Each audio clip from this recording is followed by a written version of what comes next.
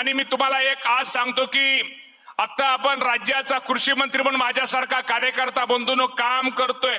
एकनाथजी शिंदे साहेब असतील, फडणवीस साहेब असतील, वहिनी असतील, या मंडळींचं सहकार्य निश्चित प्रकारे आहे। कृषी विभागाच्या माध्यमातून आपल्या सर्वांना काय देता येईल, मला वाटतं आपला सोनणार इथं आपले संतोष महात्मे, आपले डॉक्टर विकास महात्मेंचे पुतणे, ते सुद्धा निश्चित प्रकारे माझ्या मेंढपाळांसाठी एक नवीन काहीतरी योजना आणण्याचा त्यांचा प्रयत्न आहे। ती योजना शासनाच्या वतीनं आपल्याला आणण्याचा प्रयत्न करतोय, जेणेकरून शासनाच्या वतीनं आपल्या सगळ्यांना माहिती आहे की समाजाच्या जे तरुण आहेत, युवक आहेत, जे मेंढपाळ आहेत, त्या सर्वांना कसा फायदा होईल त्यामध्ये सर्व हे आम्हाला मुख्यमंत्र्यांच्या सूचना असल्यामुळे भविष्य काळामध्ये निश्चित प्रकारे ही योजना आम्ही आणण्याचा प्रयत्न करतोय।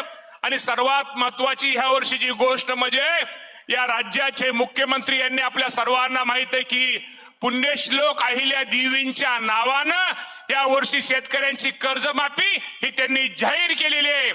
आणि येणाऱ्या शिंदे साहेब बोलू का, वहिनी बोलू का, येणाऱ्या 8-10 दिवसात बोलू का, मी कृषी मंत्री म्हणते तुम्ही जाहीर करायचं, पण आता जरा कृषी मंत्री असल्यावर थोडं थोडं बोललं पण पाहिजे।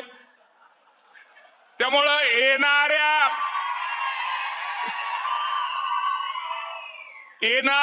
8-10 दिवसात ज्या आपल्या मातेच्या अहिल्या देवीच्या नावाने जी कर्जमाफी आहे, येणाऱ्या 10 दिवसामध्ये ती कर्जमाफी केली जाईल। हे माझ्या शेतकऱ्यांना आजच्या कार्यक्रमाच्या निमित्तानं आदरणीय शिंदे साहेब, फडणवीस साहेब, वहिनींचा त्यांची परवानगी घेऊन आज आपल्या सगळ्यांना सांगतो। शेवटी तुम्ही म्हणसाल कृषी मंत्री म्हणल्यानंतर कुठेतरी काहीतरी सांगितलं पाहिजे, त्यामुळे बंधूंनो अजिबात भविष्यामध्ये काळजी करू नका। हे सरकार, महायुतीचं सरकार, हे तुमच्या सगळ्यांबरोबर आहे। हे तिन्ही नेते आपल्यासाठी काहीतरी प्रयत्न करतायत, यासाठी आपण सर्वांनी निश्चित प्रकारे भविष्यामध्ये सहकार्य करावं, असंच आपण सर्वांनी एकत्रित। आणि आपले प्रश्न आहेत, आपल्या अडचणी आहेत, 100% प्रश्न आहेत, 100% अडचणी आहेत।